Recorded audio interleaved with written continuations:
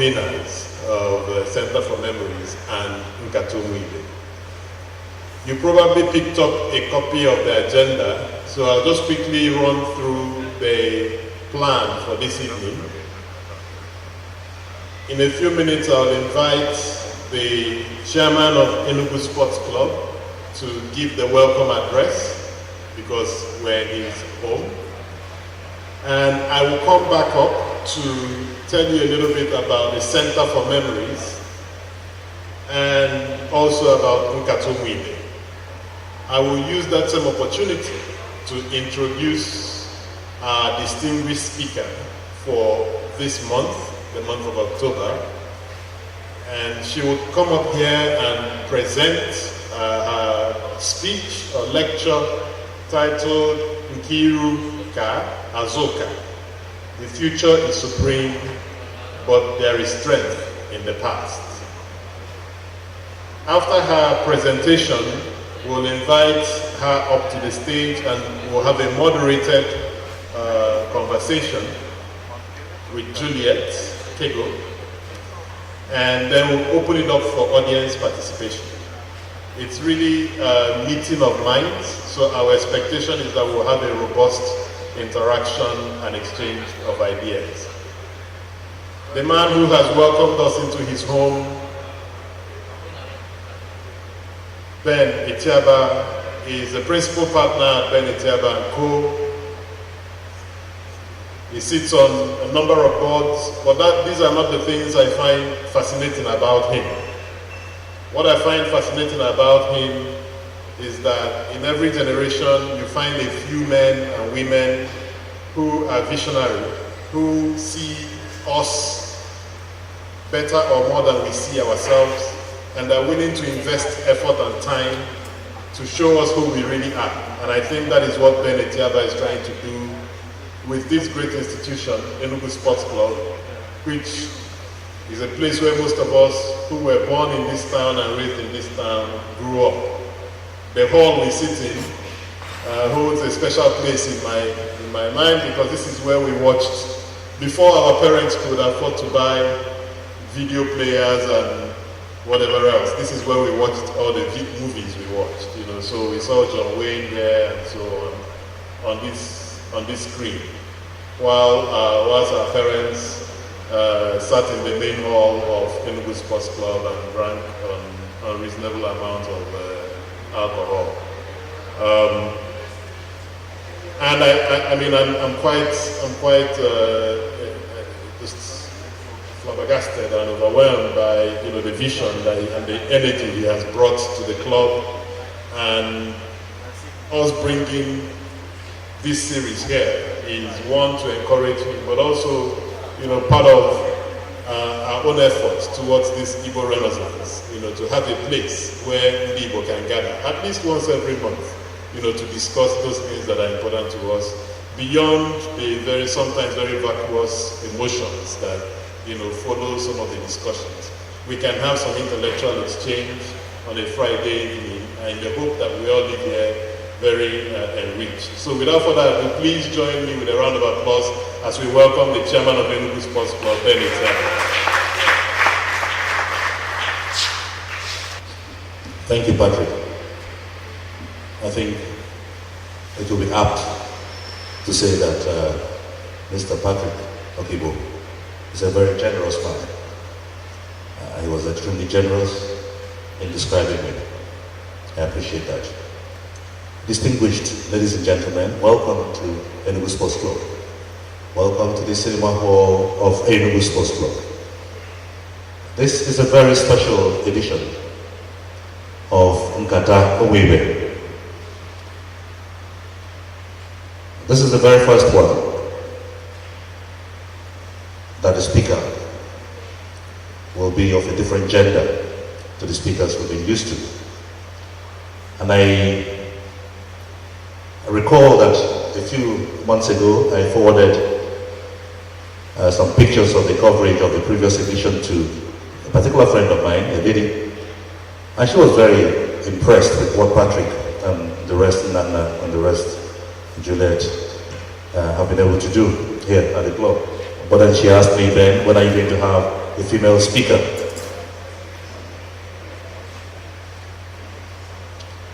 And then I replied, without knowing that Chika was going to come, that we were working on getting somebody from CNN, a lady, to come and speak to us. Incidentally, the target that I was referring to is actually, Patrick, I've not mentioned this, she's heavily pregnant at the moment, yes. But the mom is quite happy to let her come next year. Nkata.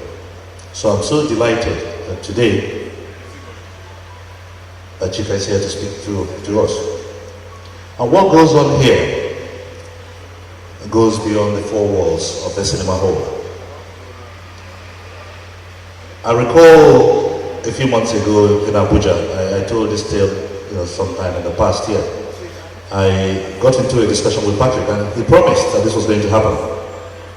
Completely an initiative of the Center for Memories, completely in line with the vision, the new vision for Enugu Sports Club. And I am so happy that the little effort we're putting into repositioning Enugu Sports Club is paying off. Otherwise, this won't hold here. That's why serious-minded people from the center are partnering with us here at the club. Of course, it will take a while to build the culture back again. It will take a while for our people to know that once we say an event is starting at 5 o'clock, that we start at 5.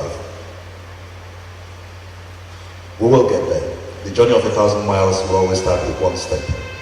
And we're starting. I am not competent to tell you about Chika Odua. She's been described as a Nigerian American. I'll tell you that she's from Obaru in Anambra State. Her reputation precedes her. For such a young lady, I am intimidated by her profile. And Chika, believe me, what you will do here this evening is deserving of being listed amongst the major things you've done. Don't worry about the size of the hall or the audience. You will see what will become of this lecture tonight. Nkata Omuibe. The last time I had mentioned that by March next year, there will be, or after March next year, there will be a new chairman of Enugu Sports Club. Bana Nkata will beyond March next year. I guarantee you that. We're setting up a new section that will be in charge of this arm of the vision for this club. Distinguished ladies and gentlemen, I appreciate in our audience the presence of the Honorable Commissioner for Local Government and Chieftaincy Matters, my own brother, my own very good friend, Chijoke Hedoga, and we appreciate it. I appreciate the presence of somebody who's to me the best architect in Nigeria. Oh yeah. Architect Zubi Omochie Mold. Zubi, I can tell you that you have caused 2 car crashes in front of my house in Independence Layout. People looking at what you created. I am so grateful that you made me look better than I am. Chike Madueke is the owner of Urban Radio, our major partner here in this event. Engineer Chike Madueke wears so many hats.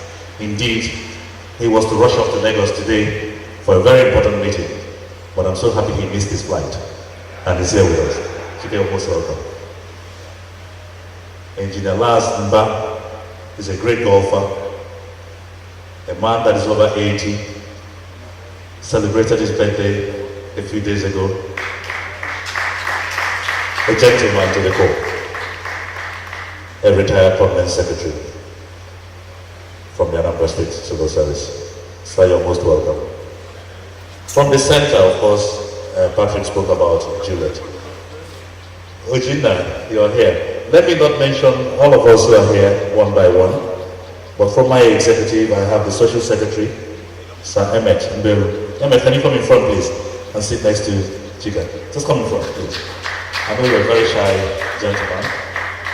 And the man we refer to as the chairman of the cabal. We have various groupings, and the chairman of the cabal, my retired permanent secretary, is here. Comrade Tony Ude. Please, all of you here are VIPs, all of you. But I had to mention a few people because that's part of the protocol of this club.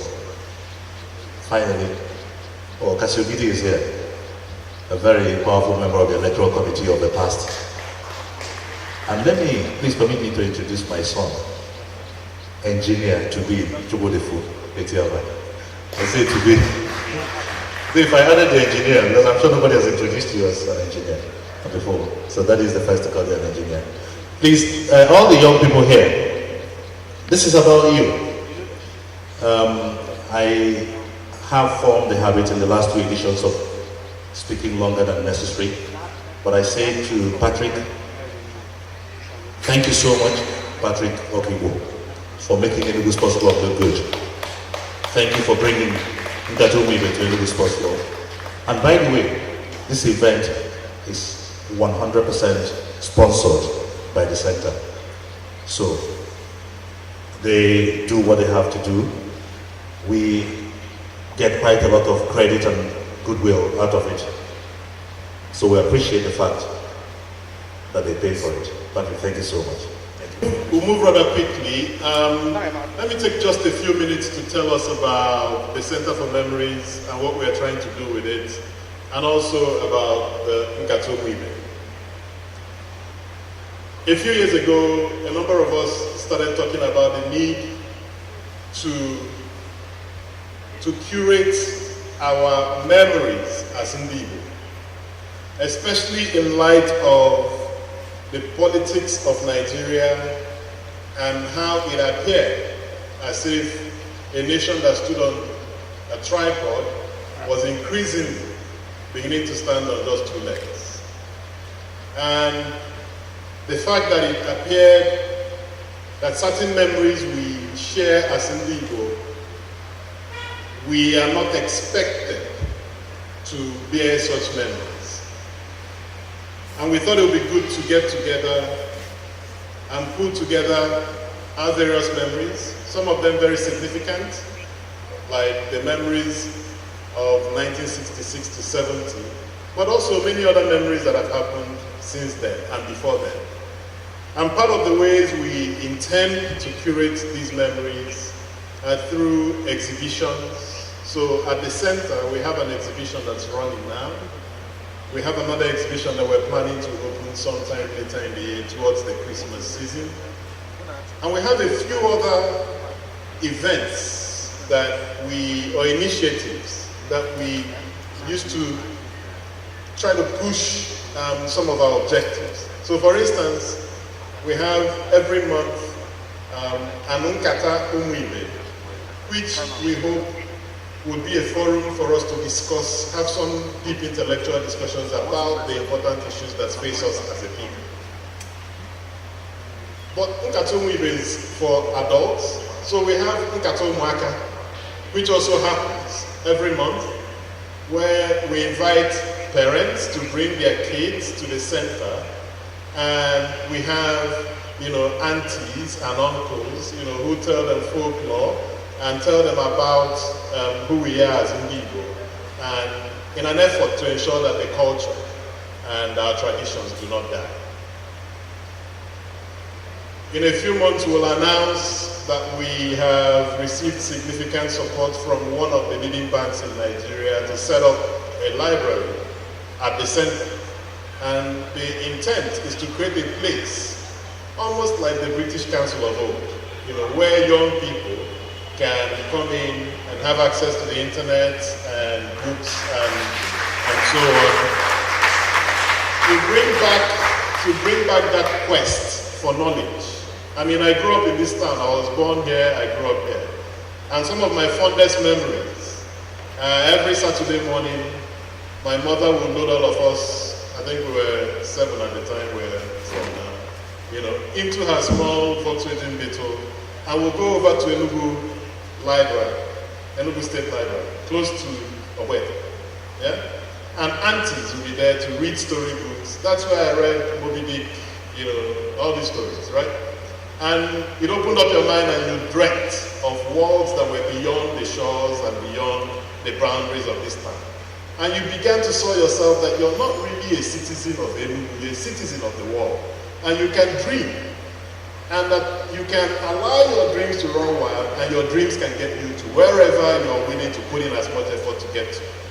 I went to America before I ever entered a plane. I saw myself in New York before I ever saw an airport. You know, so that's what we're hoping to bring back to Enugu. And it will happen in Jesus' name. So there are a number of initiatives we have, and in the last 6 months or so, we've had very interesting speakers come through here. We've had Professor Ken Dibe, Okei Ikechukwu. We had, just last month, the President General of Ohaneze. And they've all touched on very interesting topics. And what we hope is that those topics would inspire us to think more, inspire us to want to be more, inspire us to think about our place as Igbo in Nigeria and in the broader society, and that we can all individually choose what we intend to do with what we learn or what we hear here. So without further ado, let me introduce someone again. I almost want to say that she needs no introduction, but then I hate when people say that you need no introduction and then they go ahead and do an introduction. Yeah? So Chika Odinaka Sandra Odua, a Bunwai, born and raised in America in Atlanta, but with a deep desire to connect with her roots. Okay, born here, but raised in Atlanta, yeah? But a deep desire to connect with her roots. She got on the plane and came back to Nigeria, and she's done very interesting things, you know, trying to push the Igbo cause. She's the curator of, you know, Igbo war memories. But beyond all of that, she's done phenomenal stuff. I mean, her age belies what she's achieved. She's one of the first journalists that went to Chibok after the unfortunate incident when Boko Haram abducted 276 girls, and everybody was scared to go there. She went there.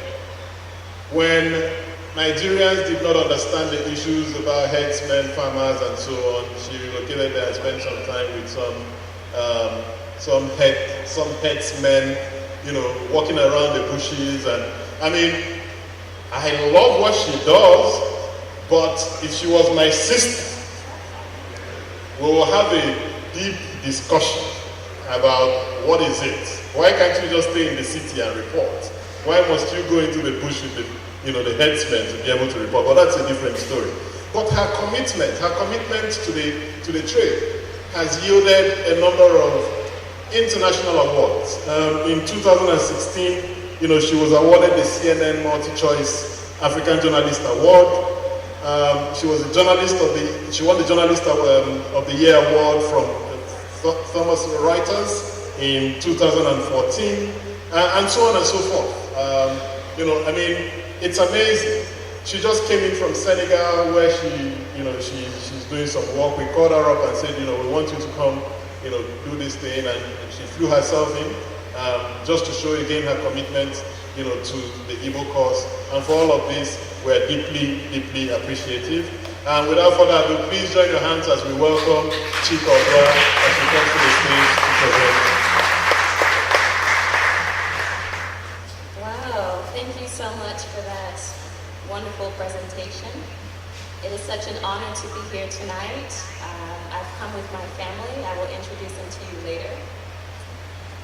So I'll start. If you saw me 20 years ago, you would think that I was a strange child. I was the kind of child who didn't say much because I was too shy to talk. I'm still shy, by the way.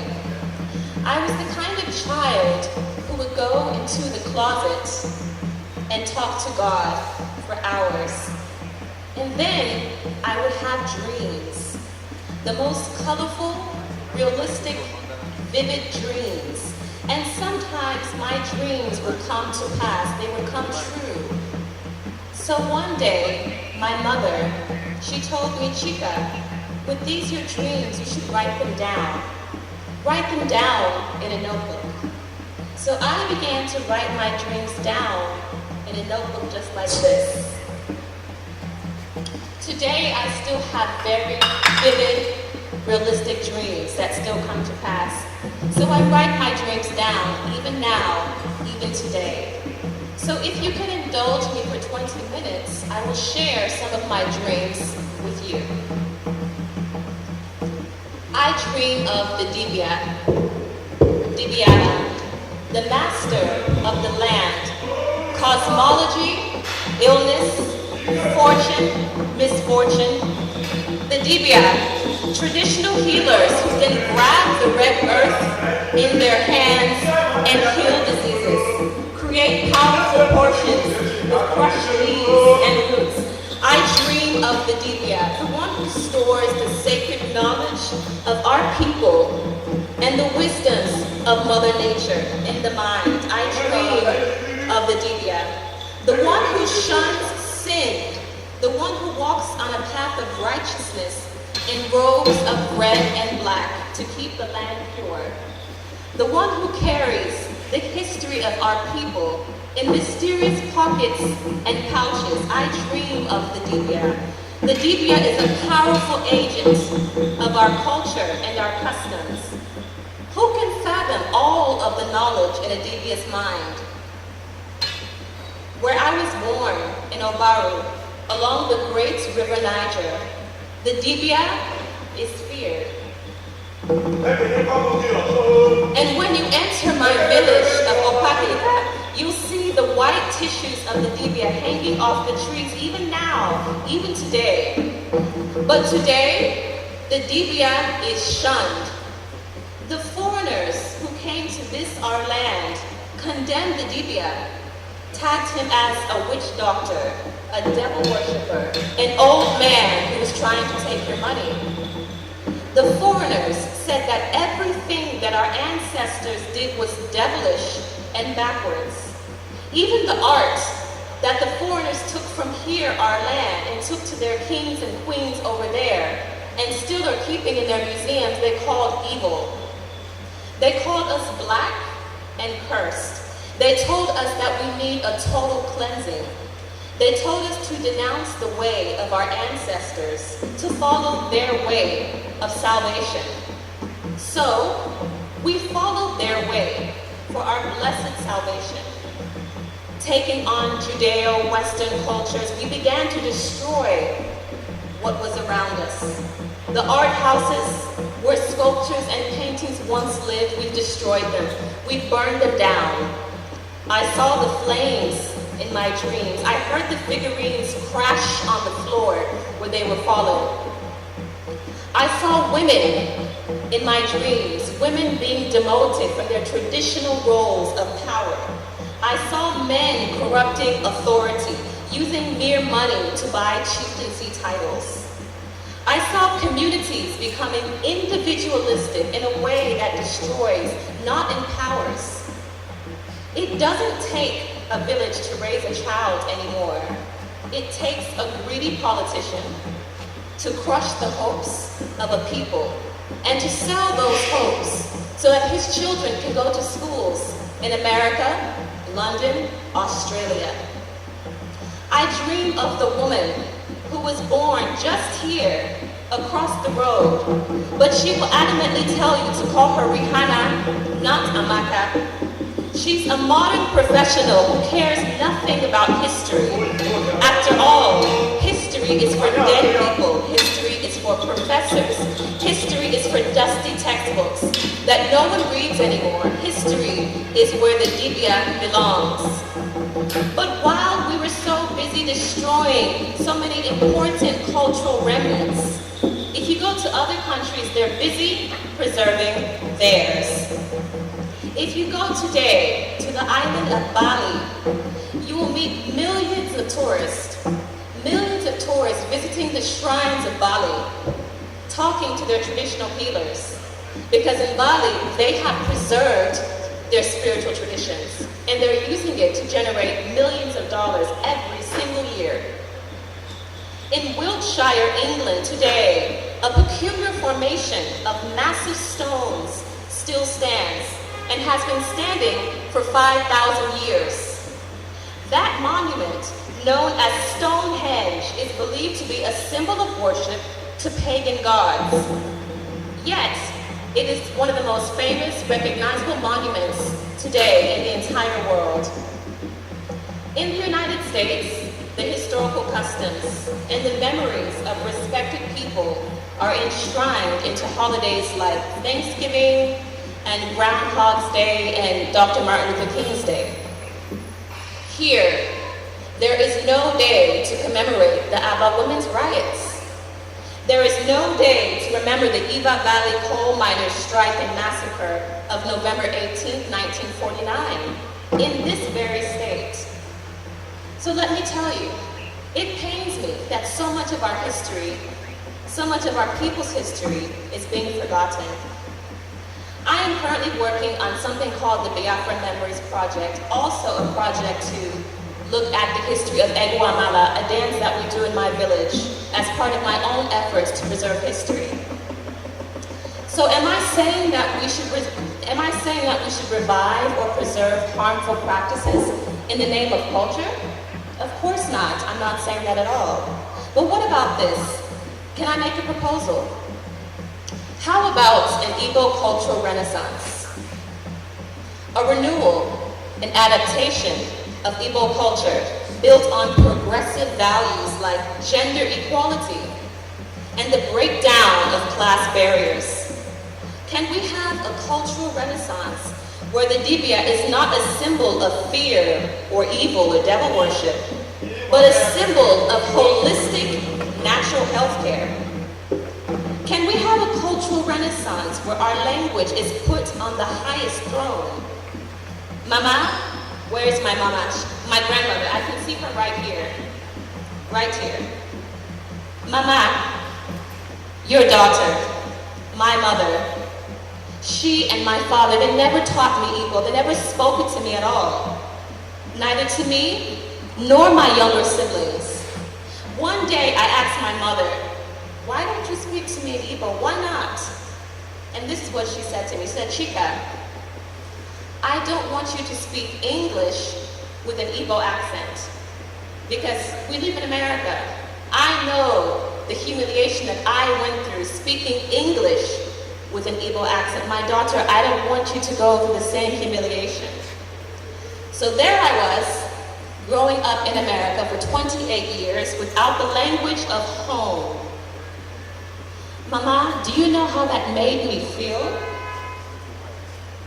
It made me feel angry, ashamed, embarrassed, incomplete, confused, disconnected, inauthentic. Because there I was in the United States, proudly calling myself Nigerian, proudly calling myself Igbo, yet not speaking the language. It was my mark of humiliation. Mama, I begged my parents to teach me. I begged them, speak only to me in Igbo. They tried, but then they would stop. They said, Chica, we don't say that, it's not easy. Oh. So you know what I did, Mama?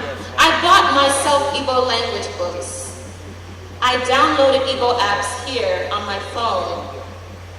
I have them here. Igbo 101, Inasu Igbo Basics, Igbo English Dictionary. I bought them on my phone. And you know what? I've been able to pick up a few things. And then when I moved here to Nigeria in 2012, I asked my Igbo friends in Abuja to speak to me in Igbo, to teach me Igbo. And you know what they asked me? Why do you want to learn Igbo? They were busy trying to learn to speak Americana, while I was busy trying to learn to speak Igbo. But I will tell you that learning a language as an adult is not easy. Parents, I beg you, teach your children when they are young. And also with no one to practice with in Abuja, how was I supposed to learn the language How is it I supposed to practice? How am I supposed to do it? What am I to do? What am I going to do? I know what I will do. I will carve out a future for myself in which my Igbo identity is always at the front seat. Never out of sight, never out of mind. I will wear it on my head like a crown that shines. Because speaking the language is not the only way to preserve your cultural identity. And also there are many people who can speak the language, but go the extra mile to appear as Westerners. I will learn about my people's history because it is never too late. It is never too late. It is never too late to learn about my people's past. The future is supreme, but there is strength in the past. NKIRUKA, AZUBUIKE. The dibia and the modern woman, they can coexist without clashing. We can create an Igbo cultural renaissance that will contain both the dibia and the modern cosmopolitan. And you know what else we can do? Do you know what else I want to do? I will remind myself of who I am. I am the daughter of Mercy, Nonyelom, and Emmanuel Ashinyeli. I am the daughter of brown forms of Teresa Nwakego, Bridget Godwin, and Madanyeli. I am the daughter of my mother's dreams, dreams that hold up the sky. I am the daughter of my mother's visions. I am the daughter of Akuzu's red earthen paths, linking compounds, ripened with playing children, budding youth, mysterious elders. I am the daughter of Odepe's black soil, Odepe's fishermen in Anambra State, who live earnestly devoted to the river Niger, the river that feeds them. I am the daughter of farmers who bend over grasses with babies swaddled on their backs, hands gripping curved blades, hands that caress the wombs of the earth and yank out the tubers of yam, cassavas, greens, and things that feed us and nourish our minds and souls and spirits and bodies. I am the daughter of Ndiobaru, the people who dance Ebu Amala on the bank of the river Niger in the shimmer of the moonlight. I am the daughter of the Oduas, the Nsionus, the Ngodis, the Achikes. They willed me to live. They cursed anyone who dared to hate me. They wrapped me in a bag and tied it and prayed over it with white stones and cock's feathers, just like the Dibias. They shoved the bag under a tree, under the roots of the Iroko tree, far away from evil eyes. And there I grew, under those roots. And when I was born, they cut my umbilical cord and buried it in the land in Obaru. And then I began to dream. I dream of Ndibo, a beautiful, industrious, resilient, decentralized people who value family, intellect, and oratory gifts. A people who must do more to remember the past from whence we came. I dream that we will learn how to appreciate our history, to keep it in our pockets as we walk towards a glorious future. I dream of an Igbo cultural renaissance, to restore the Mbiri houses, the art rooms, and the communal roles that women held, the roles of power. An Igbo cultural renaissance where historical remnants are kept in temperature-controlled museums that are packed every single day with us and then with foreign tourists. I dream of an Igbo cultural renaissance so we can redefine gender roles, so that men don't feel the need to dominate and to lord over women. And women don't have to be called the neck. Women, we are not necks that control a man's head. We are full-formed bodies with flesh, blood, and complex souls. We are not necks. I dream of an Igbo cultural renaissance where we don't tag everything that our ancestors did as evil. I dream of an Igbo cultural renaissance where yesterday's dignitaries will become household names, where children and youth are upheld and nurtured as tomorrow's saviors, because most of the people in our society today are below the age of 30. I dream of an Igbo culture renaissance where a chieftaincy title cannot be bought with mere money, but must be earned with good character and philanthropic deeds to society. Where it takes a village to raise a child, and communities come together to build schools again and to send children to schools. Where our cherished apprentice system, the Igbo apprentice system has reared millionaires. Let us upgrade this apprentice system to incorporate modern technology. I dream of a renaissance where our war dances, our maidens dances, Atilogu, all the dances at Guamana are taught in schools. Where our sculptures and our artists are treated like royalty. I dream of a renaissance where a parent will not boast because his child cannot speak Igbo, but will be inspired and burning with shame, a shame that will move that parent to actually do something about the child not speaking their language. A renaissance in which I can talk about the Nigerian Biafran War without being tagged as tribalistic. I want an Igbo cultural renaissance in which I don't have to be less Igbo to be more Nigerian. A renaissance that will undo the stigma of Osu and Ohu and other ancestral markers of inequality and segregation. Because if we want to progress as a people, we must believe within our hearts that all people are created equal. I dream of a cultural renaissance in which a widow does not have to perform a dramatic display of sorrow and suffering because her husband died, while the widower, the man whose wife died, can marry the next day after burying her in the ground. I dream of a renaissance in which we can build lasting diaspora associations that can stand the test of time. I was raised in Atlanta, Georgia, and my family, we were very active in the Obaro USA Association. Going to these parties, for me, it was a beautiful thing. This is where I saw masquerades for the first time, and masquerades were so scary, so terrifying. There was one particular party we went to, and a masquerade was chasing me, and I can remember running, and I thought, my God, this monster is going to eat me. So I ducked under the table and prayed for the masquerade to go away. So these parties were very important for me, these Igbo association parties in the United States. This is where I met other Igbo children, Igbo American children. I played with them, I learned their names. And in these associations, I was able to shape my identity. But that association, the Obaro USA Association, is falling apart. There has not been any substantial move to incorporate youth in the leadership. And this is happening in Igbo diaspora associations all over the world. If you go to the UK, if you go to other parts of Europe, if you go to, of course, Australia, Igbo diaspora associations are falling apart. Clashing egos, internal strife, and the hectic life of Western livelihoods are creating rifts within these associations, causing them to fragment and become dysfunctional and inconsequential.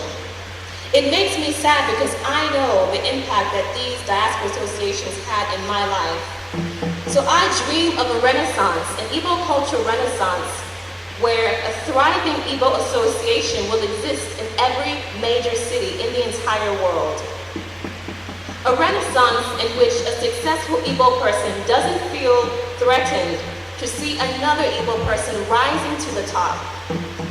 A renaissance where Southeast Nigeria will be a world-class hub of creativity, scholarship, meritocracy, and innovation.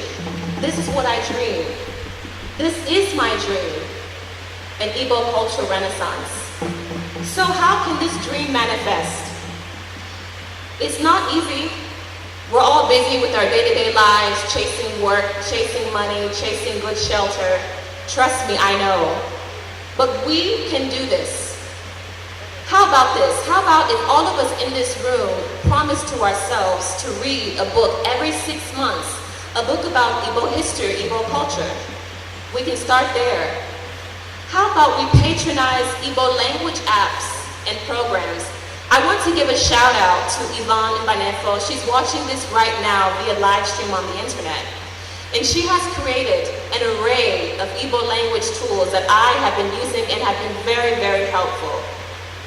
How about we go to our villages and we ask our elders what life was like when they were younger, and also ask them to give us wisdom so that we can go into a better future for ourselves. How about each of us go to the Center of Memories, which is not far from here, or even to go to the Biafra War Museum in Umuahia, Abia State. We can do this. And then when this Renaissance kicks off, I will come back right here speaking fluently in Igbo to you people. And when this NKIRUKA, AZUBUIKE. When I was a child, my mother told me to write down my dreams. I dream of meeting my ancestors in heaven when I die, thanking them for their contributions to my life. I will never forget them. I will never forget the blood that they put in my veins.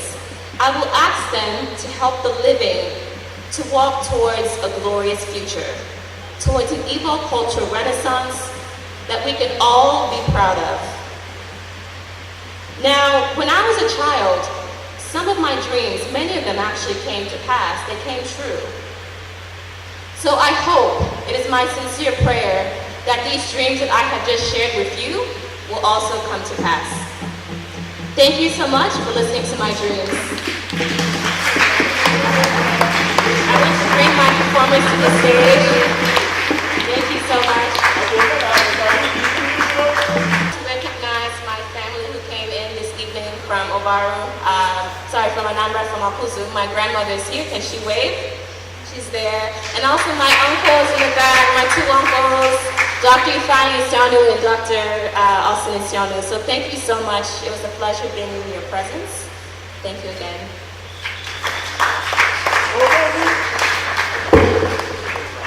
Please another round of applause for Chika Odua.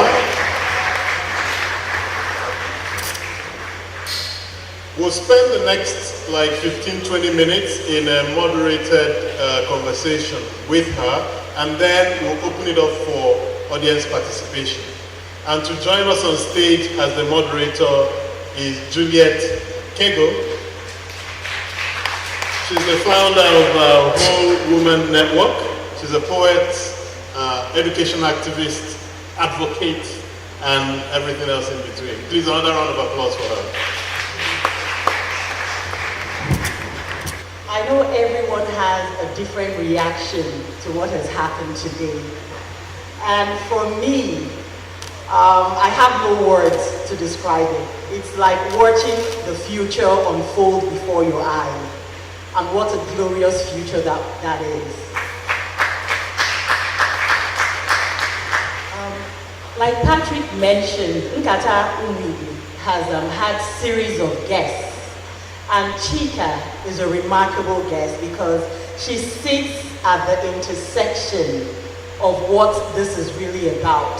An intergenerational conversation. A conversation about our past, our present, and our future. And I have a couple of questions that I'm going to ask Chika, and then later we'll open it up to the audience. And the first thing that I'm going to say is that the first person in my life that I ever referred to as a dreamer of dreams was Maya Angelou, because she reminded me of my mother, my grandmother. And today I saw someone else that I can say is a real dreamer of dreams. And so thank you for that. And so the first question that I want to ask you, you talked about so many things. You talked about your dreams and also what you see for the future, not just about the past. So from gender to youth inclusivity, spirituality, arts, culture, tourism, all of that, like a whole potpourri, real renaissance for the Igbo nation. So my question for you is this. For all the youth that are listening to you, both here, all across Alibu, all across Nigeria, in the diaspora, if there's one message that you have for them, because a lot of them, there's a lot of confusion about identity. Even within Nigeria, we see there's almost like a fracture within the Igbo demographic of youth that are almost rebelling against the elders because they feel that the elders have failed them, right? So what's the one message that you have for them? Good question. Thank you so much, Juliet. I would say that my first, most significant message to young people is to read. Reading can do so much to open up your mind. It can do so much to dispel myths. I spoke about how we were always taught that our ancestors were evil. I grew up in a very conservative Christian household, and I was also taught that my ancestors were evil. All the stuff they were doing on the ground, white chalk, it was all evil. But when I began to read, I learned more about exactly what they were doing with this white chalk. I learned about why they're putting white tissues on trees. I learned so many things just from books. So I would say read. It can do so much to change your mindset. It can give you a stronger sense of identity. And I said also it can dispel myths. Many of us are walking around with a head full of myths that are misleading us. And so we're making misinformed decisions, leading lives that could actually be greater. So let's just pick up books and read. There are so many libraries. I'm so tired of hearing that there are not enough libraries in Nigeria. That's not true. There are libraries you can go to and start reading about your history, read about the culture of your village. Right now, I'm reading a book about the history of Osamala. Osamala is one of the towns in Obaru, just neighboring my own town. So I'm reading this book and I'm learning so many things. I'm learning about Egwamala. I spoke about that already. And I'll talk later if you're interested about my fascination with this Egwamala. But I'm actually very fascinated by this dance. So this book is actually breaking it down, what it means, what Mami Wata means, what it means to talk to the river goddess, to go dancing, things like that. So if you just read, you can do so many things to educate yourself. So that's my first message. Beyond anything, just pick up a book and read. Thank you. Thanks a lot. And to segue from just what you said, my next question was a point that you touched on that I think was really powerful. You talked about the communal life that we had in the past, where communities came together to raise a child, to build schools, to offer scholarships, and so it became something that we thrived on, right? And so now, if you consider that recently there's been data released from the Bill Gates Foundation that in the next 30 years, Nigeria will be, basically Nigeria and the DRC will have 40% of the world's poverty. And education is the way out of that, right? And here you are talking about learning about the traditional dances of your people, of their culture. And then you talked about how to get this cultural renaissance into our curriculum in schools. So I want you to share a bit more about first your fascination with culture, especially the dance, because you really talk a lot about it. And then how can we get this into the curriculum of what we're teaching our children so that it becomes part of that renaissance? Okay, sure, thank you. I would say first, my fascination with culture simply comes from the fact that I was raised in America. So I think as human beings, we're always interested in what is not before us. You know, the grass is greener on the other side. So while I went to school in the US, things like that, I was thinking about my cousins in Nigeria. I was thinking about what they're eating, what they're doing, are they watching TV, things like that. So I would make phone calls to them, and I really tried to forge that relationship with my family here. And that really is what inspired the love of culture, wanting to know more. Also, many of us, I'm sure many of you here have lived in the US, have lived abroad. And in the United States, I would say, Americans value culture. They value where people come from. So in America, you can hear people say that they're Italian-American, they're Mexican-American, they're Chinese-American. So I said, okay, well, what does it mean to be Nigerian-American? So from there, in the United States, I began to join so many associations that we had in Atlanta. We had the Nigerian Youth Alliance, which was very critical for me, and the NYA taught me many of the dances. Why am I interested in dance? I'm actually a dancer. I started dancing when I was a child. Ballet, tap, different forms of African dance. I went to dance school for many years.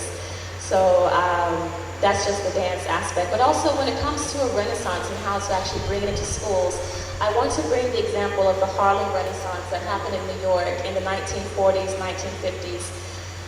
Many of you all know the history of African Americans in the United States. And in the 1930s, 40s, 50s, there was a consciousness, a reawakening of blackness. And African Americans were asking themselves, who are we? So this is when many of them started to go looking at Africa, going back to Africa, looking at their roots, doing their ancestral genealogy, things like that. And so they now said, we need to have a renaissance. And it really began in Louisiana, which is where jazz and a lot of African spiritual traditions are still very strong. But it then migrated up to New York. And so when you went to New York, Harlem, particularly if you all know New York, Manhattan, Harlem is just in the northern part. You had so many African American artists. You had musicians and dancers writing things and doing beautiful things in the name of culture. And this Harlem Renaissance, we still remember it today because it produced so many people. Many of the poets that we think of when you think of African American poets come from the Harlem Renaissance. So I bring up the Harlem Renaissance to show it can be done. African Americans were able to do this. They were able to revive some of their dances, again, some of their folk tales through writing things down, talking to old people, and writing them down, producing documentaries, getting museums. There's so many museums in New York today that were built by African Americans just to preserve the memories of their people. Because African Americans, from what they were told, they were slaves. That's all they were. But they wanted to say, no, we actually had a history before slavery. So they were able to come together as a people, capture who they were, and today we celebrate this as the Harlem Renaissance, a revival of African American culture. So I bring this up, Julia, to say that it is very possible to have an Igbo cultural renaissance. Excellent. And we actually hope the Center for Memories will be at the forefront. They're already doing it, and I hope more people, will join them in that journey. Yes. And I think the other question that I have, which is something really close to my heart, you touched on it, the intersection of values, the values that we've lost, the traditional, the Igbo values, and also how that manifests in how we treat women in our culture. Because there was an important point you made about how in the past, the Igbo traditional culture had a place for women as partners, right? Not sameness, but as equal partners, right? And they were able to contribute that way and had a lot of regard. And you talked about the widowhood practices and, inheritance and all of that. So how do we, the question really is, how do we get back to that place where our values, like you said, not taking the things that are negative, but the positive things, the resilience, a sense of industry, of equity, of meritocracy, and also that whole notion of one briefing and one briefing. So a powerful, force and also a light. How do we get women back into the conversation, politically, economically, socially? Thank you for that question. Whenever we talk about culture, many times we're talking about it as a way to oppress women. So for example, if you see a young girl, maybe she's in her 30s and she's not married, you'll say to her, oh, it's our culture to get married, you're too old. So why is it that oftentimes we bring up culture only to oppress women? And I talk about how religious influences came from abroad and told us how to treat women, where to keep them in the household. From my understanding of Igbo history, from the books I've read, from the elders I spoke to, if your husband, for example, was abusing you, you could leave him. You could file a complaint to the elders and leave him. But today, we're so wrapped up into this idea that divorce is unchristian, things like that. So you have women, wives, who are staying in households where they're truly unhappy. And some of them are literally being killed. So if we can really just try to dissect what do we believe, because when we take aspects of culture, of religion, we have to shift. We have to sift through all of it. You can't just take everything. You can't take everything in your religion and say it's all good. You have to use your common sense and say what is right and what is bad. So we've been able to do that in some aspects. For example, there are some harmful things that we've done away with, thank goodness, but we can also do that with religion. There are some things in our religion that are actually keeping women in a certain place where she cannot rise above. And hopefully we can actually have honest conversations where we can say, what is good, what is bad, how can we amend this to move forward? Because what we want to do when I say Igbo culture renaissance, it's really to create something beautiful. You don't have to take negative things. We have the power to shape where we want to go into the future. We don't have to be shackled by things that burden us. We can move forward. You can find whatever thing you like, whatever cultural value that you like that will take you forward. So that's what I'm suggesting that we do. Really sift through our values to see what can actually bring us towards this glorious future. Thank you, thank you. This will be my last question so that we can open it up to the audience, and I'm sure many people are burning with questions and comments for you. And the last question is really, you touched on leadership and the fragmentation that's happening in a lot of Igbo communities, the diaspora groups. And also, for me, I've also noticed that here, where leadership, political leadership, or even leadership generally seems to be something, it's almost as if we're struggling with it, right? However, individually, we tend to excel, right? We're very, very enterprising. We do a lot of things because in a space of merit, we tend to really excel. So with your experience from the US, and we were talking about this earlier, with my experience in Toronto, at a point we had 4 factions of an Igbo group. But after all of that, it just seemed to be as if everybody finally came together. So there's a lot of peace now. And we found that in putting youth as the leaders, as the ones that are speaking, we're getting more cohesion, and you talked about that. So the question is, what's the role of youth, Igbo youth, in the new leadership space, especially in Nigeria, knowing how the political terrain is for us? What's the place of the Igbo youth? What should we be looking at, or what should we? How do we navigate that space with the positives that we have, and then how do we kind of like curb the negative, the ego that you talked about, the powerful man not feeling threatened? How do we curb that? Well, I would like to see more young people going to their villages, who actually know the way to their villages. And I'm proud to say that I know the way to my village. I know the road, I know where to turn. So I'm proud to say that. But also, if I can speak about the diaspora, I would say that many young people are not being carried along. I have younger brothers. And so when we go to our Igbo parties, I say, you need to get up, put on your clothes, and come. We're going to this wedding, we're going to this whatever. You have to come. So even if they don't want to come, they have to come. So they have to be part of these events that we're putting together.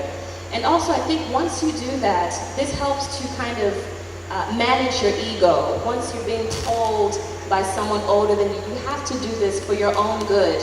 Once you actually talk to your elders in your community, I think this helps to manage the ego. I think what's happening with this exaggerated egos, these bloated egos, is that people are not telling us what to do anymore. People are afraid to offend us. People are afraid to correct someone's child. So this child is growing up with a bloated ego. And I think I have to say many men in this country have bloated egos because they're raised like kings in their households. And I think that women need to have a chance to be told that you're also a great person, because many women also are walking around with low self-esteem and being told this is where you belong, this is your circle, and you cannot come out of it unless a man gives you that authority to come out of it. So going back to the youth question, I would say youth should just get involved, to step up. I would like to see youth taking on actual roles of politics, meaning not just using them to do the dirty work, to do the rough work, to beat people up and to help, intimidate voters, but actually taking an interest in true politics. And when it comes to the crisis of leadership that you talked about, that fragmentation, I think that's what comes when you're taking on a foreign culture in its totality, without even really shifting through what we need and what we don't need. And this is happening all over Africa. Many Africans are trying to now have this conversation what do we do with the culture that the colonialists gave us? And they're now trying to shift through and see what can we take and what can we not take. So I think we need to have that honest conversation when it comes to the roles of leadership. We all know that we've always had a decentralized type of leadership, but now things are changing, it's becoming more centralized, and we're finding it's actually breeding discord and internal strife. Thank you. Thank you so much. So I think at this point, if that's fine, I'm going to open it up to the audience, and we'll be taking questions from the audience. Please, when you're given the microphone to ask your question, just your name, who you are, and go straight to the question so that we can take as many people as possible. Thank you. Good evening. My name is Ebere Okoye. The question I'm going to ask you, I want you to personalize the answer. On Facebook, on social media, you find a lot of people trying to represent the Igbo culture, or trying to do things about the Igbo culture. And then the argument comes up when some of them say things and others feel like, okay, this is against my Christian beliefs. I'm not supposed to be doing this as a Christian. Itimo, I'm not supposed to be doing this as a Christian. But then they still want the Igbo Renaissance to happen. So how do you, for you said you grew up in a home where there were conservatives and Christians.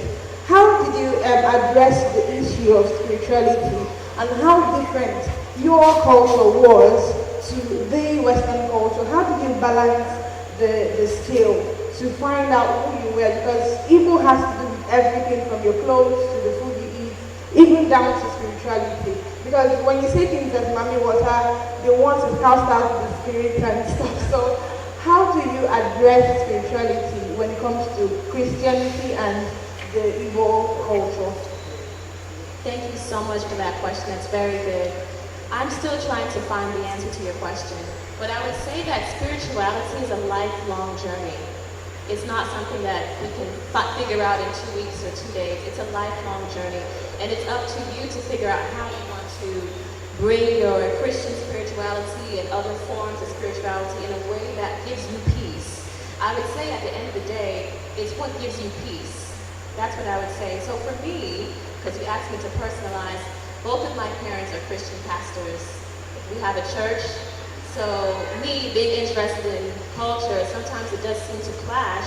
So I've had to really have conversations with myself where I say, what am I walking into that's dangerous, and what actually gives me peace?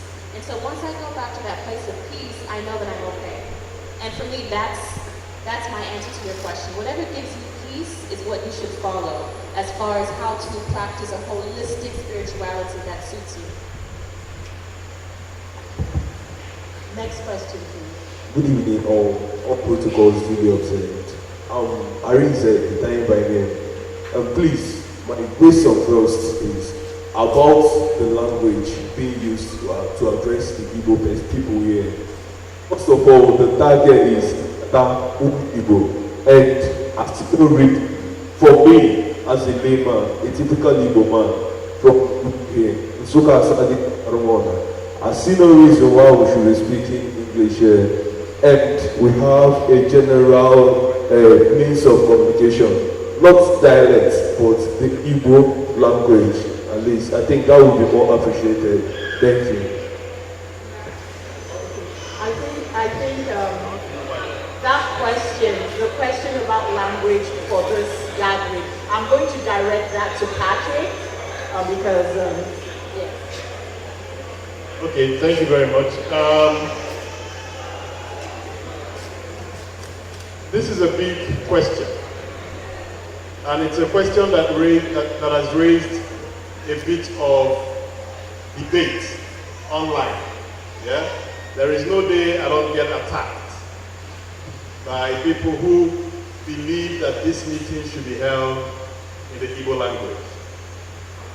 I empathize with them, because I am one who loves the language. By the way, I made A1 in Igbo language.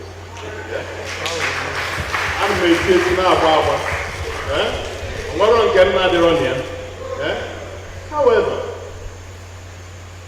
where we are in this Igbo Renaissance, where we are in this journey, to bring people around an idea.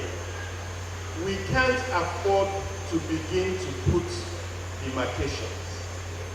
The stage I'm on Nkata is to build a big umbrella, a big umbrella, and bring everybody under the umbrella. It's when you have everyone that you can begin to move to stage 2 of the question. It's in an area Nkata, oh, now I'm going to ask you an Igbo, how long will I get hard? Imagine the effort on it, did you organize it here? Man, I'm not going to you wait in a say I'm also Igbo, I'm going to ask you another. But it was very important. Very important. Man, there is a stage.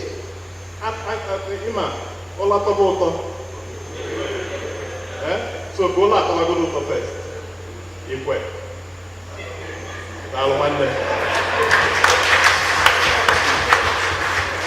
Thank you, Patrick. So the next question, please. Good evening. My name is AZUBUIKE. My question is, I want to thank you, Juliet and Chika.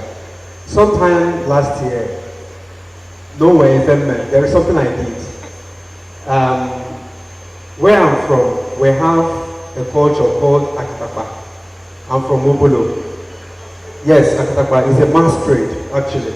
Now, I noticed that each time I visited the village, I'm a Christian too, that they have a more violent way of doing the Akatapa. So I became worried. I started to ask, and a number of factors influenced the way HMA are now. They had religious influence to it, and then the youth that are not being properly oriented in the way of doing Akatapa. So I started to ask some of these people, and none of them know about it. Guys say they mask themselves and then extort money. Besides that, there is nothing else.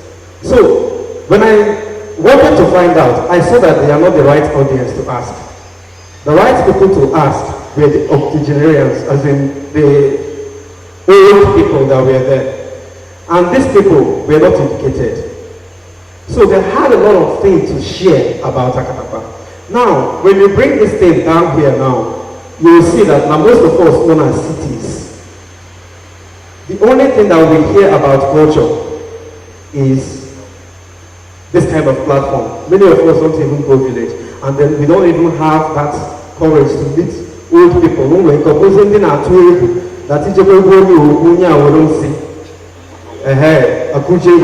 or something like that. So there is usually fear, but these people, they have a lot of things to share. So my question is this: we are drifting from gradually. You will see that maybe in 20 years' time, India will know that I asked questions because I documented it. I took photographer with me, and then we did audio-visual recording when I was interviewing these people. So in 20 years' time, you will feel that now some of these men who actually exposed me to the real thing about Akatapa and which I go obuzie this old youth that is going about it the wrong way. So my question is, how do we make a connection? Because you've already said that for us to make a connection in our culture, then we need to read books. But these people, they're not educated. They don't know anything about books. So how do we make a connection, a link to them so that we will be connected with them? Because at the end of the day, they are the people that have a lot to share, even more than the books. Thank you. Thank you for the question. I would say to do what you can. If you have access to your village, then go. But for someone who is in Malaysia, who can't actually go, they could read books. That's why I said to read books. But if you have that power to actually go to your village, then do that. I think you've actually answered your own question. The elders have more than what the books can actually say. But I say books because the books actually expand, and the books talk about the wider Igbo nation, the wider Igbo land, while your elders only can talk about their vicinity. So that's why I brought that up. But I think you've actually answered your own questions. The importance of elders cannot even be quantified. So thank you so much for your observations. Next Next question, please. Thank you for your presentation. My question is this. What role has the super ethnic diasporic associations play in sustaining Igbo culture and language among the Igbos, both in the diaspora and here at home? Thank you. Okay, so Chika has asked you to answer for Canada because I live in Toronto, and I guess maybe you answer for Atlanta. So what your question to reconfirm is what role do the diaspora and the Igbo organizations play? I said the super ethnic, for example, you have the World Igbo Congress. So Okay. what role can they or have they played to sustain the Igbo culture and language, both in the diaspora and here at home? Okay, great, thank you. Well, I can't speak to the World Igbo Congress. I'll just maybe take a step back and speak about the Igbo Canadian Community Association, ICCA. And the role that they have played specifically is that they walk their talk. So they have been able to set up an Igbo language school in Toronto that the government of Canada funds. So you're able to, you don't have an excuse not to send your kids. They have those classes on Saturdays. I think either second Saturday or so every month. So you have that as an avenue where you can actually teach children Igbo. And then the other thing that they've done is making sure that once someone comes into whether the country or the city, there's this network of Igbo people that will let you know that there's this gathering.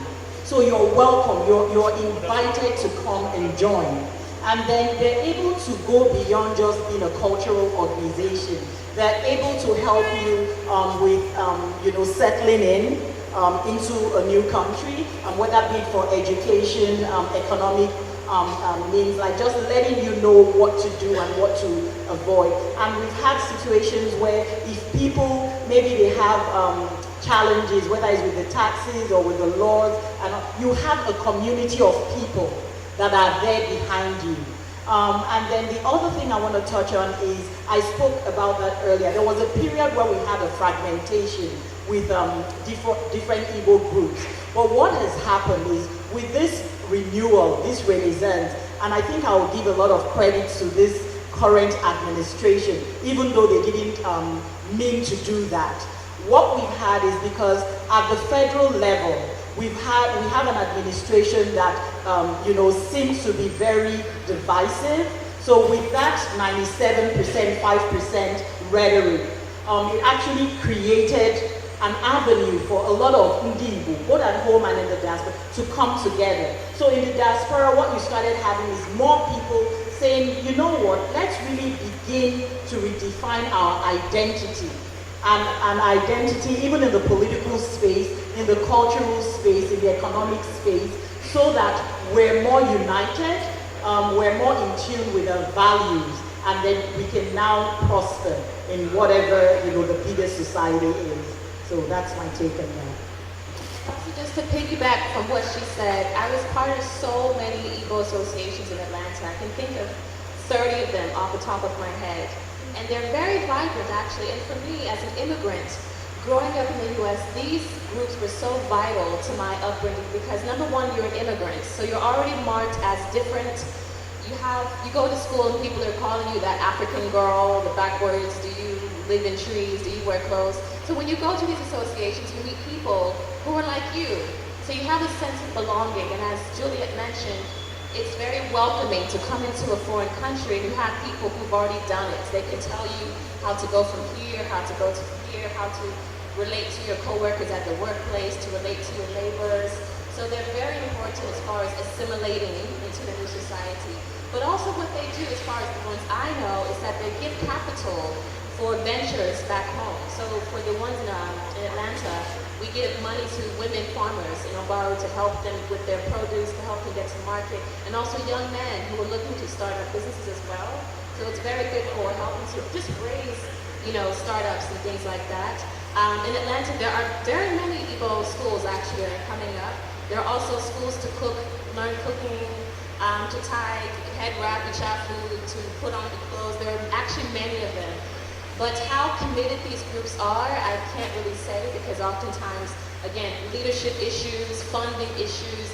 What I find is that oftentimes when families are settled into these new countries, they stop going to some of these meetings. So they go maybe the first 5, 7 years, but then they kind of let it fall by the wayside. But I think that these groups are very, very important. They're crucial as far as being an immigrant in a foreign country. But thank you so much for your question. I'm Mr. Nandel, and my contribution or observation goes to the issue of my brother that said Nkata or something like that. I wish to observe that even Igbo custom, especially as it affects such a thing, could be improved upon if education, emphasis on education, that is writing, reading, is involved. Because I'm aware that when you talk about issues relating to masquerades and other things, which is a heavy cultural issue, there are laws, rules and regulations bordering on them. But you discover that currently some of the youths, the younger ones, they don't lay emphasis on those observation of rules and regulations. In my town, I know that in such issue, a masquerade doesn't pursue somebody who carries a baby. If somebody is carrying a pot of water or something of that nature, you don't.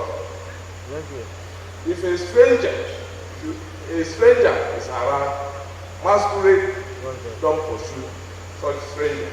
So there are rules and regulations carrying those things.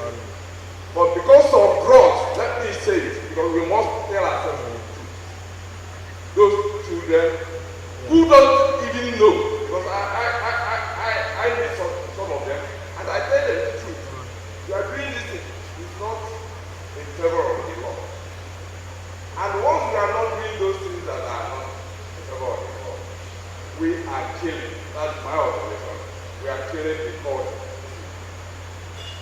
So when you relate it to the educational aspect, yes, for you to propagate it, you must know how to write and read.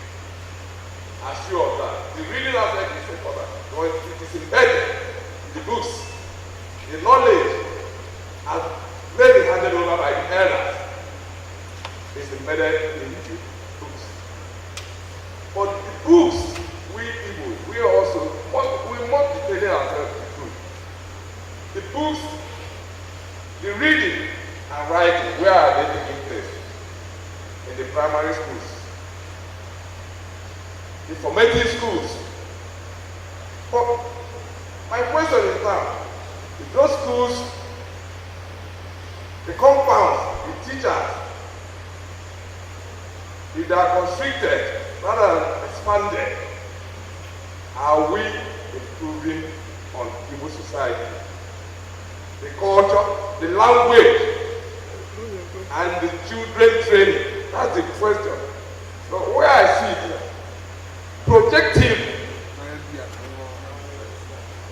If you follow the selling of land, school lands and other things, by the next 20 years, I think such land will not be available to the society.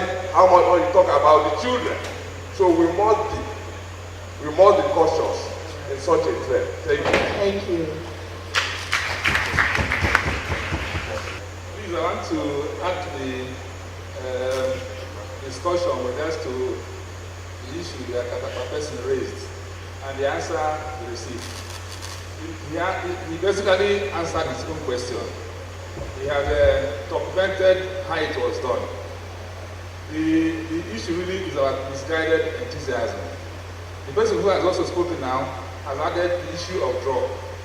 Misguided enthusiasm in the sense that some of our young boys or young girls who several years ago have disconnected from the rural situation, they have gone abroad, have traveled, come back with a certain sense of how it ought to be done.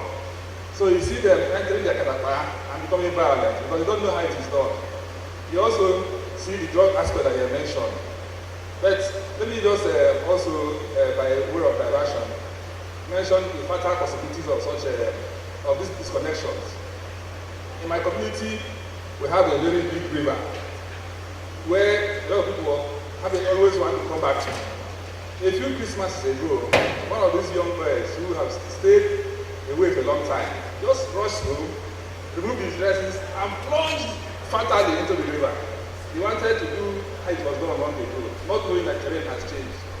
In my own case, what I did with regards to reviving relevant culture is that I documented as he has done, but I also, for instance, what I got to do with regards to what we call it, or the barisical, there's a song, a particular song in our place that I noticed was becoming extinct. So I got a sense of how it was done. Then began to identify those who could do it and started supporting them, nurturing them. Now the dance step, the dance idea that was almost extinct, I have revived it. But what is it that you have to? So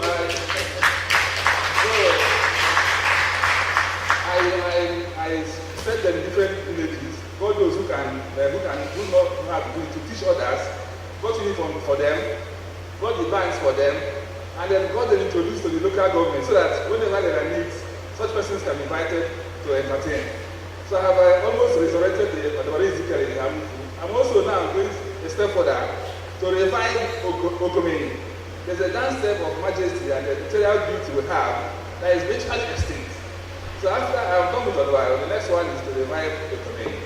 So apart from documentation, in addition to documentation, in addition to getting to talk with elders, the next step one can take is to be right to resurrect those things. Resurrection and revival is possible. Thank you. Thank you so much.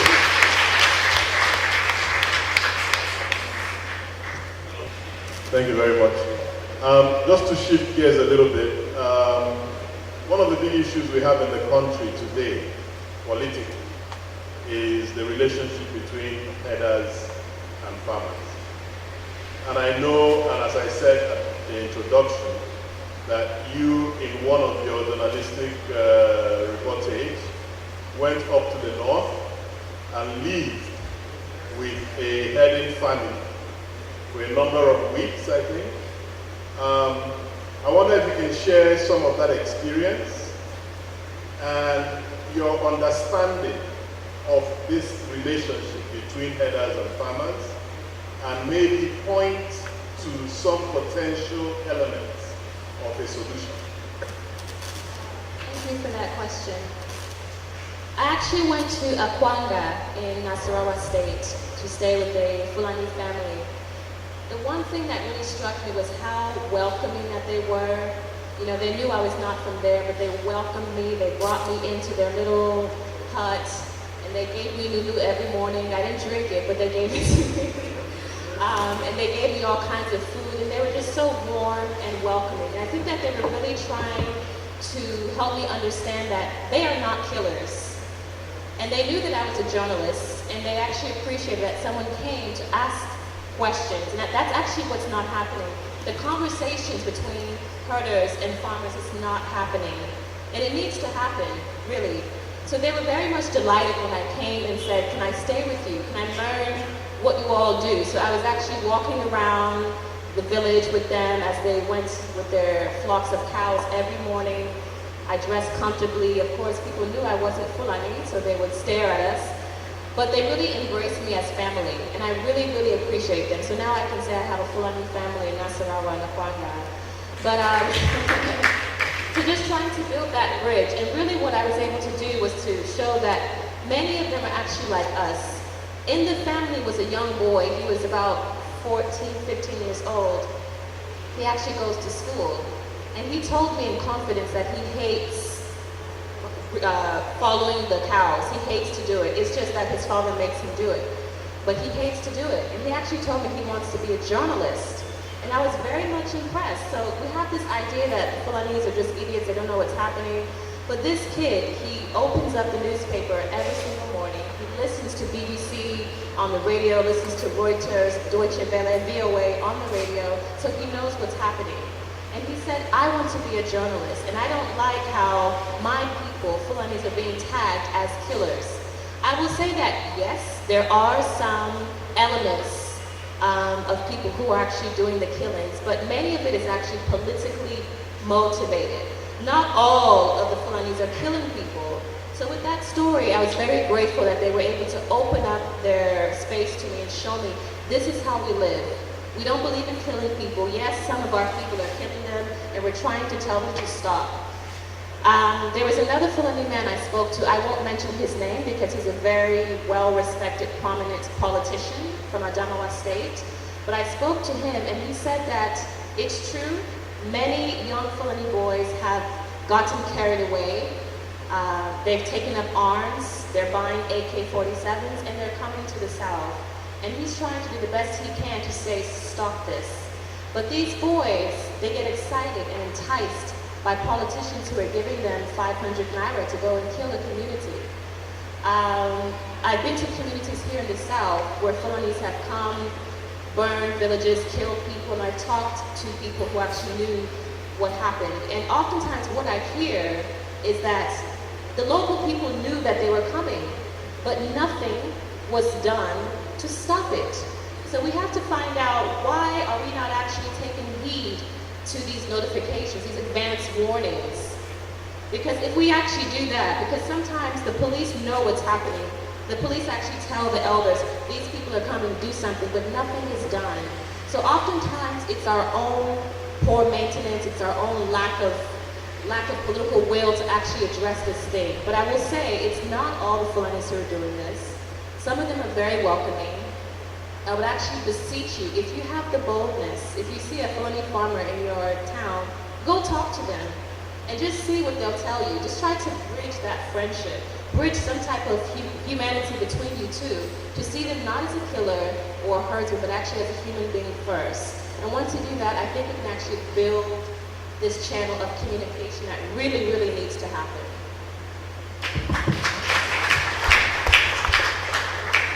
I think we'll take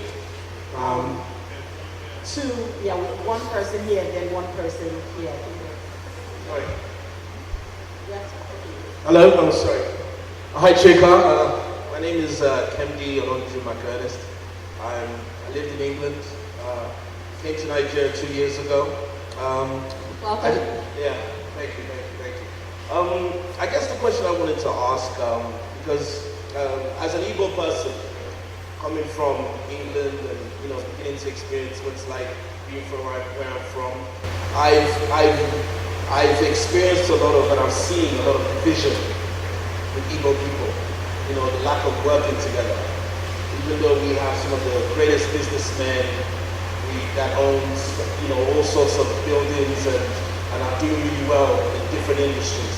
But I guess the question I'm trying to ask you is, what type of for someone who's doing the job you're doing, giving out the stories or reading out the stories that you're reading, what is the message you are giving to that can help, I wouldn't say the elders, but young people like me to understand that we have to be together to make a difference, in our country that can help make our country even better. What are the steps you are taking towards that? Thank you. To answer your question, I'm actually going to give you a scenario. Coming here to Nigeria, I was always told that Americans are very individualistic, that they don't take care of themselves. But what I can actually see coming from the US is that they actually take better care of themselves collectively than we do here. I would say because of things like the welfare system. We don't have a welfare system here, and this is the number one thing that can help. We don't have initiatives where politicians can actually aid entrepreneurs. We don't have those things. So what I would say is that we should go back to this idea of it takes a village to raise a child, because in the past it truly, truly did. You did have people to give you advice. I've already mentioned that we have a cherished entrepreneurship system, apprenticeship system that actually brings people up. We can get back to that. There are many millionaires, as you mentioned, who've actually made it, and they've actually been able to train people to come forward. So if we can continue with that system, I think that we will do well as a future. But I just go back to the idea that we do need to come together collectively. We become so individualistic. There's nothing wrong with individualism, but it's wrong when it actually destroys communities. It needs to build people together. So I think we need to be less of my family, and more of my community. So I mentioned how politicians are stealing our money and taking their children abroad because they're thinking about their immediate family, not about the wider whole. And if we can actually hold them to account, make them accountable to us, I think that change can happen. I know that change can happen if we can actually hold people to account and actually practice that it takes a village to raise a child and to be more collective. How can I help my fellow human, my neighbor, the one who's down the street who hasn't been able to maybe build a house and there's rain pouring into the ceiling? How can I help in my own capacity? What can I do? How can I bring children together in my community and just talk to them every single day? Do this is the right way, don't do this, stay away from this. We need to be more engaged with each other. We become so, like this, just on our own. Yeah, exactly, separate. We need to just be free to engage, come up and talk to people. And this is what I really value in parts of the United States where I grew up in Atlanta. It's a very collective society. People come up and talk to you. But here, I think that we're really, really losing that. And it was a very beautiful thing in the past, but we're losing that. We're becoming very much, I would say, capitalistic, more so than America's capitalism, to the point where we're forgetting to actually bring each other up in a social welfare system that actually takes care of everyone, not just our immediate family. I think there is someone here. Well, let me first of all join others in congratulating Chika for a very erudite lecture you gave tonight, even though I missed a very great part of it. And also to appreciate the center for having accepted to bring in a woman to give us a lecture today.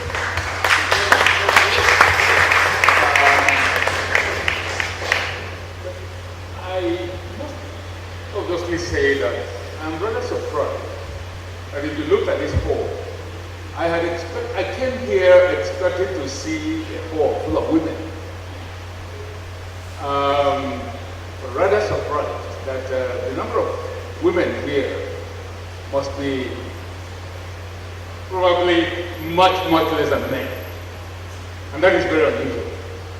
So you talked about mobilization. And it does appear to me that women seem to form, or girls, so, seem to form a very important part of the mobilization component in any society, particularly in Igbo society. And I'm just wondering, how could we begin the process? Since obviously it would appear that the men have failed, and that even our youths among the boys are also failing. Because today you find a situation in which the IPOB is now saying that the elder people should die. And there is a disconnect between Ohanese now and of course IPOB. So is there anything we can do about women? And to begin to see them as a very potential force that can hopefully bring a change. And I think that this is a point that I wanted you to comment on. The second, obviously, point I wanted to reflect on is that you talked about apprenticeship as a very important tool for economic and social mobilization in our society. And I seem to agree with you, because I do know the role that that has played in rebuilding the Igbo society and in building up the Igbo society. I want to therefore recommend that this is a very important contribution that you have made today, and that the center should in fact take up this. how do we restore, how do we resurrect, how do we reconstruct the apprenticeship concept as a way of building up and rebuilding the society. I thank you very much. Thank you. Can I first have all the women raise their hands so I can see how many we have here? Don't be shy, raise your hands. It's less than a dozen. All the women. Okay, 1, 2. It's about a dozen or so. Thank you, thank you. It is very sad. It's very sad, but it starts from a young age. I think what I've noticed living in Nigeria since 2012 is that women are not taught to pursue intellectualism.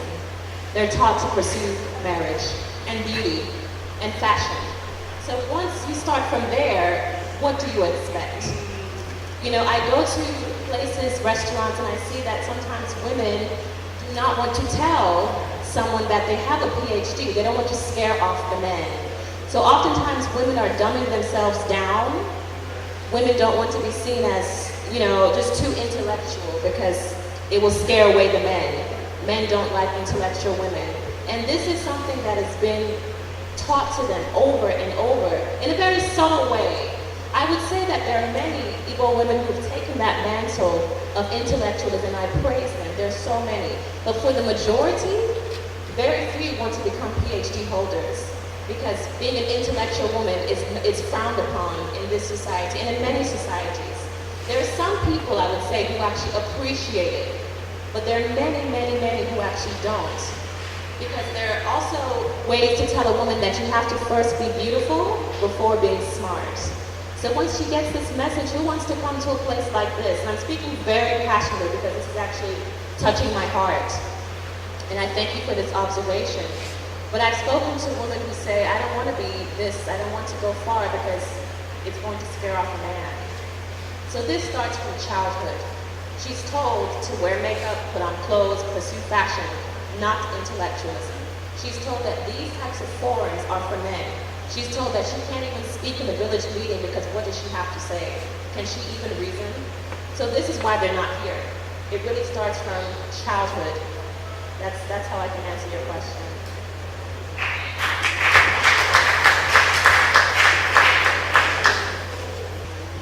Thank you, Patrick. I think, thank you very much for your wonderful rendition. And somehow, when I look at your age, I kind of wonder how you have such inspiration and how you had the courage, you know, to discuss this topic. But a simple question I want to ask you, based on what you have told us, and for people here too, maybe it may not be today's question, and that is, must Igbo be Christians? The simple question, and it goes by what you have told us today. Maybe you cannot discuss this matter, but must we be Christians? I'm saying this because Christianity came in the Igbo land about 100 years ago, but before then we had Arochukwu, which meant that we had God. Before the Bible came in, our people were circumcising, and it's only when we read the Bible that we read that the Jews were asked to start circumcising, which meant that we probably were circumcising before them. My father was born in 1910. That was before Christianity came in the land. His father was born in 1857. And then his name was Matriarchus, which means man does not create. Which means they had a God that creates. So wouldn't you say that Christianity has not only destabilized us, but has disorganized us? And has actually made us not know where we're coming from and where we're going, which comes back to what your topic today is. Thank you. It would really warm my heart to have a private conversation with you about this. So that's what I want to say. I'll leave it there. But it's an excellent topic that I can talk to you for hours because it's a personal interest of mine. But thank you so much for raising that, sir. Thank you. Someone else. Go ahead, sir. Ana m ekele onye ọbụla. Biko, ihe m chọrọ ikwu bụ ka nkelegodo nwada anyị ga-agwa anyị okwu. Na-ekelekwa ndị niile gara ebe a ya na sports club. nkata anyị na-akpa gbasara Igbo na our culture. Achọrọ ka ntinye ego ihe a na-akpọ balance n'ime ya. Ama ihe a na-akpọ culture, omenala, bụ ihe ndị mmadụ na-eme. And then nna m mere ka m nwata na o nwere ihe na-akpata omenala. Like ịbịa ebe a na-eti mmọnwụ niile abụghị ofu. So ka anyị ghọta dịka ndị Igbo na this masquerade a abụghị elite, reality ka ọ bụ n'ala Igbo. Na ọ bụrụ na ịghọtaghị ya, ịghọtaghị ya. E nwere mmọnwụ a na-akpọ many towns and some villages with different names. Na taa ya na-akpọ ya bụ Otonic. Obere mmọnwụ na-eje agba ụgwọ ma ndị aza ha market ma ndị ji ụgwọ ma ndị youth. Nwekwe nke a na-akpọ odogwu anya mme. They are different. Then nwekwe mmọnwụ ya na-asị ka esogbu je ka esogbu na means once that masquerade reputara, somebody must die. So these things bụ ihe anyị aghọta na ha dị iche iche. Ka anyị wee nwere omenala anyị nwa ga-anabata, omenala nke anyị ga-edozi. Ka o wee bụrụkwa na anyị ka bụ ndị Igbo ahụ, without losing that our identity. Ị na-anya n'ala Igbo ka o si dịkịta, like na be m, ọ na-ewute na o nwere ụfọdụ ihe nchọ mmeburu. M laikiri ọfụma, enjoy ya mgbe m na-eto, nchọkwa ụmụnne ha ga-emenwu, like ụmụ ya na-akpọ nchọrọkọtọ. A na-adị akụzi ya n'oisi na mana ebe ọ na-atọ ụtọ bụ igbuo ya n'ala. Ị na-achịrị detere, ị na-achịrịkwu mkpụrụ aja. Onye bụ nchọrọkọtọ, ọ bụrụ nke a na-apị n'oisi, ịsụsụ ọ na-akakpọ mgbọmgbọ, ụfọdụ etinyekwa nwekwe ma artificial seeds na ụmụkwelu ma etu esi anọ ala mgbe a na-eri nri, ma etu esi asa ahụ, ma ihe a na-ete n'ahụ. Like ịbịa na be m, ọ bụ na nwunye m nọ gị ọ ga-agwa gị, aha m achọ ka a na-eti ụmụ ihe ma gị ma ọ dị spicy, si na-erigbu ogiri okpeghị ma ọ dị things, i were esicha ofe akwụ na ụmụ ihe a ọ daba.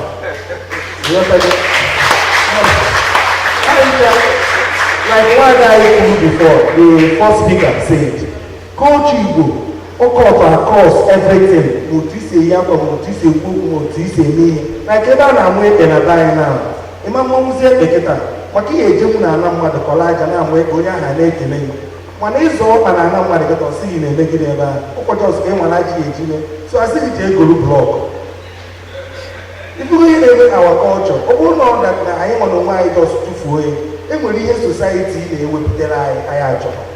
Like mgbe anyị nwere nzukọ ụmụnna na die, I'm from Anambra North village to be specific.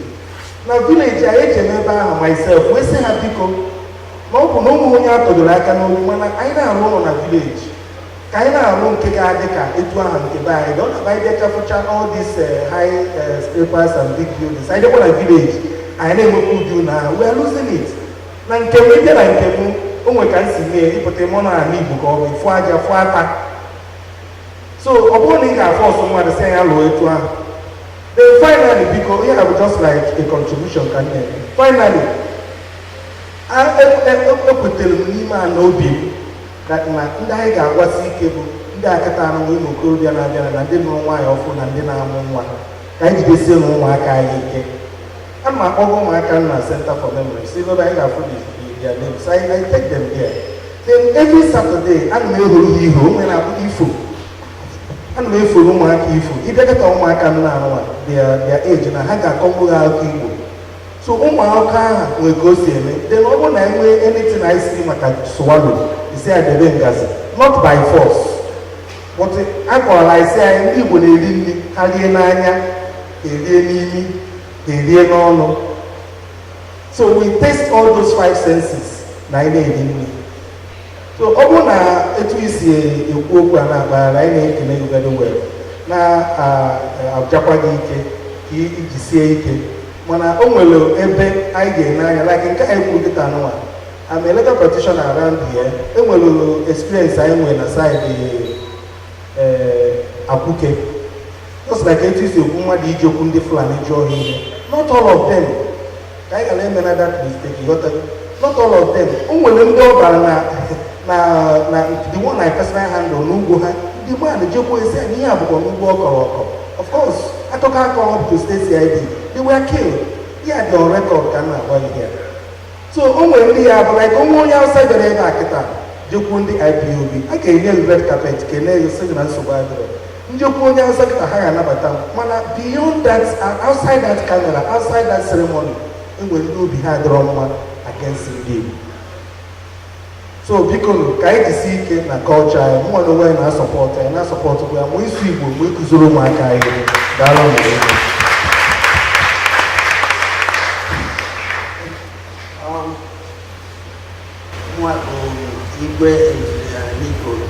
Igwe no. Actually, yesterday, the role of women in our society.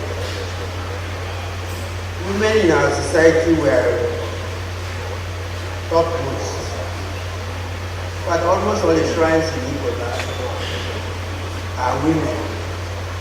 If you are from Navy, Edo is a woman. If you are from Idemili is a woman. So, what we are told that women are not recognized is not true. It's not true.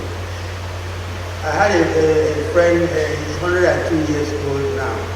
He said the first day he went to school, he answered his mother's name. Because it's the mother that brings up the children. It's not the father. The father is a polygamist. You may have about 4, 5, 6 wives, depending on the area of farm he has. He doesn't even know much about his children. He's the mother.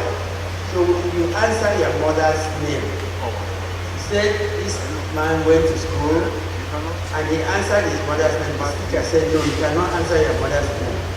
We give you a homework as a surname. It's very similar to what happens to the African Americans.